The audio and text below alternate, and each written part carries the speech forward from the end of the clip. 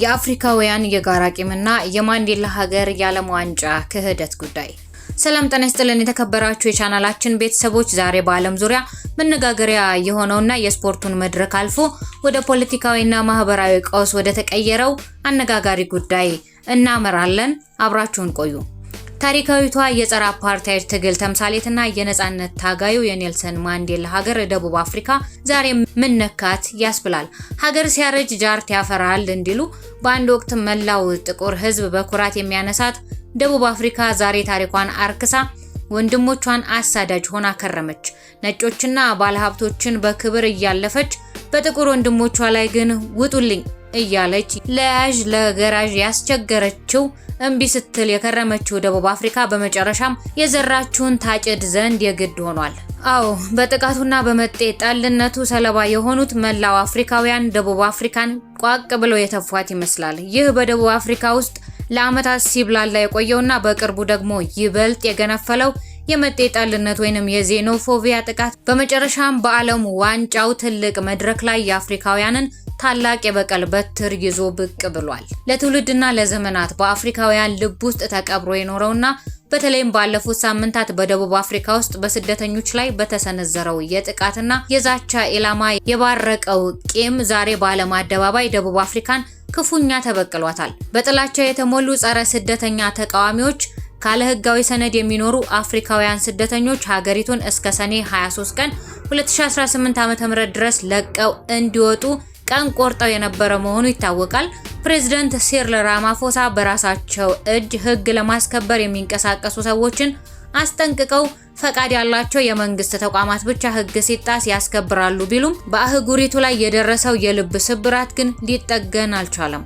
ለወትሮ በአፍሪካ እግር ኳስ ታሪክ ውስጥ እርስ በርሳቸው ቢሸነፉም ቢያሸንፉም የአንደኛው ሀገር ስም በዓለም መድረክ ሲነሳ ድፍን አፍሪካውያን ጮቤ ይረግጡ በአንድነት ይዘምሩ ነበር። ይሁን እንጂ የዘንድሮው አሜሪካ፣ ካናዳና ሜክሲኮ በጥምረት ባዘጋጁት የ2026ቱ የዓለም ዋንጫ መድረክ ላይ የተለመደው የአፍሪካ አንድነት መገለጫ ፈጽሞ አልነበረም። ይልቁኑ ድፍን አፍሪካውያን በማህበራዊ የትስስር ገጾቻቸው ተመካክረው ያደሩበትን የዋሉበትንና የኖሩበትን ቂማቸውን በአንድ ላይ አሰባስበው የማንዴላን ሀገር ፊት ነሷት። በሽንፈቷም ሳቁባት፣ ክፉኛም ተሳለቁባት።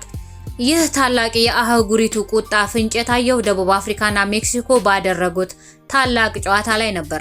በመላው አህጉሪቱ በርካታ የእግር ኳስ አፍቃሪያን የደቡብ አፍሪካን ባንዲራ ከመያዝ ይልቅ የሜክሲኮ ደጋፊዎች ሆነው አደባባይ ወጡ። በማህበራዊ የትስስር ገጾች ከተጋሩ የፌዝ ምስሎች መካከል ሜክሲኮ የምትታወቅበት ባርኔጣ፣ የሙዚቃ ማሪያቺ ባንድና ታኮ መዘዋወር በቀላሉ የሚታዩ ቢመስልም በውስጡ ግን ትልቅና ጥቁር የቁጭት ነጥብ ይዟል። ይህ ቀልድ አዘል ክርክር በደቡብ አፍሪካ የተቀሰቀሰውን አሳዛኝ የመጤ ጠል ጥቃቶችን በግልጽ ያንጸባረቀ ነበር። በዚህም ሳቢያ በዓለም ዋንጫው ሜዳ ደካማ አቋም ያሳየችው ደቡብ አፍሪካ በጋራ አዘጋጇ ሜክሲኮ 2-0 እንድትሸነፍና 2 ቀይ ካርድ እንድትመለከት ስትደረግ መላው አፍሪካ ለሜክሲኮ ድል እልልታውን አቀለጠው። የፍጻሜው ፊሽካ ሲነፋ ማህበራዊ ሚዲያው በደቡብ አፍሪካ መሳለቂያ ልጥፎች ተሞላ። ከጨዋታው አስቀድሞ አንዳንድ የአፍሪካ እግር ኳስ ደጋፊዎች የሜክሲኮ ድጋፋቸውን በአሁኑ ጊዜ በደቡብ አፍሪካ በስደተኞች ጉዳይ ካለው ውጥረት ጋር በቀጥታ አያይዘውታል። አንድ የኤክስ ተጠቃሚ የስደተኞችን ተገቢ ያልሆነ አያያዝ በመጥቀስ እግር ኳስ ስትጫወቱ አፍሪካዊ በመሆናችን ብቻ እንድንደግፋችሁ ትፈልጋላችሁ በማለት በቁጭት ሲጠይቅ፣ ሌላኛው ተጠቃሚ ደግሞ ሜክሲኮን እየደገፍን ነው፣ ምክንያቱም ደቡብ አፍሪካ ቀድማ ሀገሯ ሄዳ ስራዎቿን እንድትጠብቅ በማለት የውጭ ሀገር ሰዎች ለደቡብ አፍሪካ የስራ አጥ ምጣኔ ኃላፊነት አለባቸው የሚለውን የደቡብ አፍሪካውያንን ክስ በስላቅ መልሶባቸዋል። በኬንያ ታዋቂ ጠበቃ የሆኑት አህመድ ናስር አብዱላሂ በበኩላቸው ደቡብ አፍሪካ ከሜክሲኮ ጋር በነበራት ጨዋታ 2-0 ለሆነው ሽንፈቷና ለ2 ቀይ ካርዷ የአፍሪካ ስደተኞችን ተጠያቂ እንደማታደርግ ተስፋ አለኝ በማለት ጉዳዩን በፖለቲካዊ ምጸት ገልጸውታል።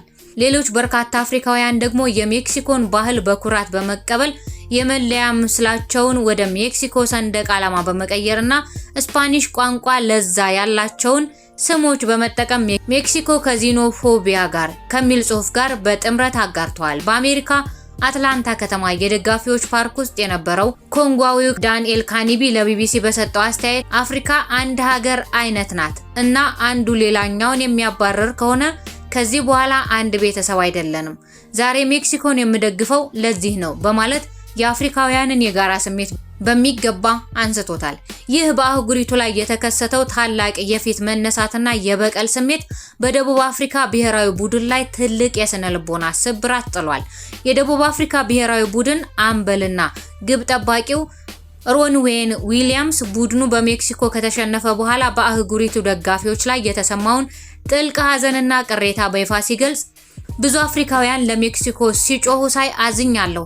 በርካታ የአፍሪካውያን ወንድሞቻችን እኛን ከመደገፍ ይልቅ ለሜክሲኮ ብሔራዊ ቡድን በስሜት ሲጮሁና ሲደግፉ ስመለከት በጥልቅ ሐዘን ውስጥ ወድቄያለሁ ብሏል። ግብ ጠባቂው አክሎም እንደዚህ ባሉ ታላላቅ ዓለም አቀፍ መድረኮች ላይ ስንጫወት እኛ የምንወክለው ደቡብ አፍሪካን ብቻ ሳይሆን መላዋን አፍሪካን ነው ሲል አህጉራዊ አንድነት እንደሚያስፈልግ ቢያሳስብም አፍሪካውያን ግን ወንድምነቱ በችግር ጊዜ ካልሆነ በእግር ኳስ ብቻ አይሰራም የሚል ጠንካራ ምላሽ ሰጥተዋል። ምንም እንኳን አንዳንድ እንደ ጋናዊው ቫናሪኪውስትና ደቡብ ሱዳናዊው የ23 ዓመት ተማሪ ጆርጅ ኬኒ ቻርለስ ሬሂና ያሉ ደጋፊዎች ደቡብ አፍሪካ አፍሪካን ስለወከለች መደገፍ አለብን ቢሉም የብዙሃኑ አፍሪካውያን ልብ ግን ከደቡብ አፍሪካ ርቋል።